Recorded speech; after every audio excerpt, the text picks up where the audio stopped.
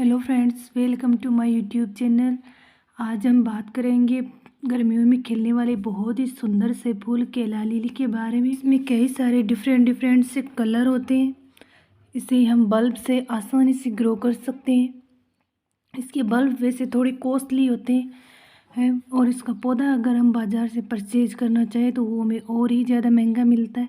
इसलिए हम अगर बल्ब से ग्रो करें तो हमारे लिए कुछ ज़्यादा ही ठीक रहता है। इसके बल्ब को हम बहुत ही इजीली ग्रो कर सकते हैं। इसका बल्ब आपको लोकल नर्सरी पे या ऑनलाइन आसानी से मिल जाता है। मैंने इसका बल्ब लगाने के लिए लिया है 30% गार्डन सॉइल, 30% लिप कंपोस्ट और 20% रिवर सैंड, 10% कोकोपीट लिया है और इसमें मिला है ट्राइकोडर्मा पाउडर। आप चाहें तो इसमें कोकोपीट भी मिला सकते हैं। ये मेरे बल्ब्स हैं जिन्हें मैंने पहले थोड़े दिन के लिए एक दूसरी मिट्टी में लगा दिया था ताकि इनमें स्प्राउटिंग शुरू हो जाए। आप चाहे तो इन्हें तुरंत भी लगा सकते हैं या मेरी तरह पहले लगा कर भी लगा सकते हैं। इन्हें लगाने के लिए मैं ये बोरी के बने हुए ग्रो बैग लूँगी जिनमें से पानी आसानी से बाहर निकल जाएगा और हमारे बल्ब बिल्कुल भी नहीं सड़ेंगे। और जब इनके में फूल खिलकर इनका सीज़न चला जाएगा तब मैं इनकी बल्ब्स को इन्हीं ग्रो बैग्स में छोड़ दूँगी जिससे कि वो मल्टीप्लाई होते रहेंगे और सड़ेंगे भी नहीं। बरसात के सीज़न में भी इनमें पानी बिल्कुल भी नहीं रुकता है। जितना मिट्टी को आवश्यकता होती है उतना मिट्टी मॉइस्ट होने के बाद सारा पानी बाहर निकल जाता है और हमारे बल्ब सड़ने से बचे रहते हैं। ग्रो बैग में मिट्टी अच्छे से फिल करने के बाद में इसमें हम बल्ब को रख देंगे और उसमें ऊपर से मिट्टी डाल देंगे। हमें बल्ब में जो स्प्राउटिंग है उसे थोड़े से बाहर ही रखना है, ज़्यादा गहराई में नहीं दबाना है। अगर आप बल्ब पहले बिना स्प्राउटिंग के लगाते हैं तो उसे आप उस पर थोड़ी सी मिट्टी की लेयर लगा दें।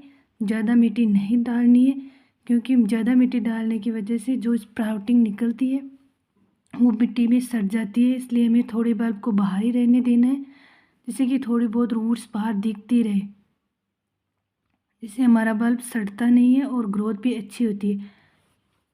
आप अपने इस पौधे को डायरेक्ट सनलाइट में ना रखें क्योंकि ये डायरेक्ट सनलाइट में इसकी पत्तियां भी ख़राब हो जाती है और उतना अच्छे से ग्रो नहीं होता है। इसमें आप इसे सुबह की थोड़ी बहुत धूप आती हो वहाँ पर रखें या फिर हमेशा शेड में ही रखें या किसी पेड़ के नीचे रखें जिससे कि उसमें बहुत ही अच्छी फ्लावरिंग होती रहेगी और आपका पौधा सालों साल आपके साथ बना रहेगा। क्योंकि बल्ब वाले पौधों को एक बार परचेज करने के बाद हमें दूसरी बार परचेज करने की आवश्यकता ही नहीं पड़ती है। हमारे पास बल्ब मल्टीप्लाई होते रहते हैं और हमारे गार्डन में हमेशा फूल देते रहते हैं। अगर आप गार्डनिंग के शौकीन हैं तो इस फूल को अपने घर में ज़रूर लगाइए क्योंकि इसके फूल बहुत ही सुंदर लगते हैं और इसे एक बार लगाने के बाद में इसकी कोई खास केयर नहीं करनी पड़ती है। इस पर किसी भी प्रकार के कीड़े या इंसेक्टिसाइड्स का अटैक भी नहीं होता है।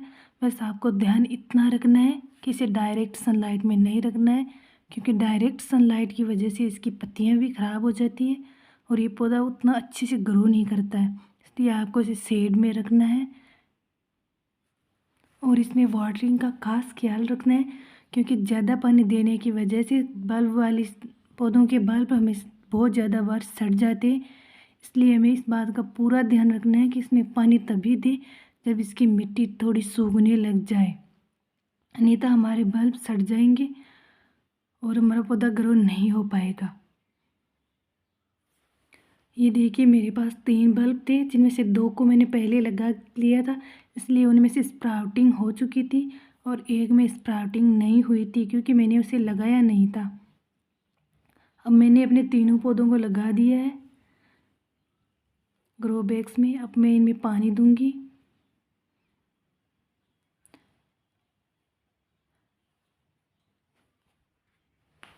ये देखिए मैं इनमें पानी दे रही हूँ तो इनकी रूट्स दिखाई दे रही है और स्प्राउटिंग भी बाहर आ गई है क्योंकि पहले मिट्टी उठी हुई थी और बल्ब में स्प्राउटिंग हो चुकी थी। इसलिए मैं इसकी रूट्स को डैमेज नहीं करना चाहती थी, ज़्यादा मिट्टी को दबाया नहीं है।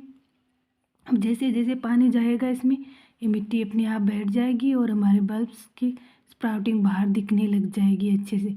हमें अच्छे से हिलाकर मिट्टी को सेट कर देना है और इसकी रूट्स को थोड़ा सा फिलअप और कर देना है जिससे कि ये बाहर ज़्यादा दिखे नहीं रूट्स। और हमें इसे पानी देकर शेड में रख देना है।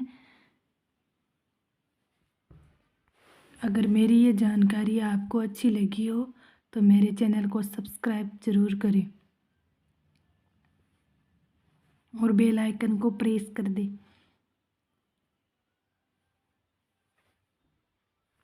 और ऐसे ही अपने सभी गमलों या ग्रो बैग्स को अच्छे से सेट करके इनमें पानी डाल दें जब तक कि गमले के ड्रेनेज होल से पानी ना निकलने लग जाए, जिससे कि हमारी मिट्टी एक बार अच्छे से भीग जाएगी।